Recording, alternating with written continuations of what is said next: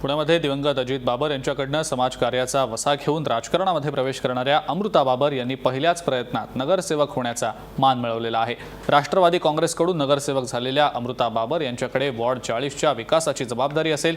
मोठं मताधिक्य मिळवलेल्या अमृता यांना बाबर कुटुंबातनं प्रथमच नेतृत्व करण्याची संधी मिळालेली आहे। जो विजय झालाय तो विजय माझा नसून माझे पती युवा सम्राट अजितदादा बाबर ह्यांचाच खऱ्या अर्थाने विजय आहे आणि हा विजय कार्यकर्त्यांच्या पूर्ण वतीने मी अजितदादांना अर्पण करते। 20% राजकारण आणि 80% समाजकारण असा पूर्ण वारसा घेऊन अजित बाबर कार्यरत होते पूर्ण पुणे शहरामध्ये।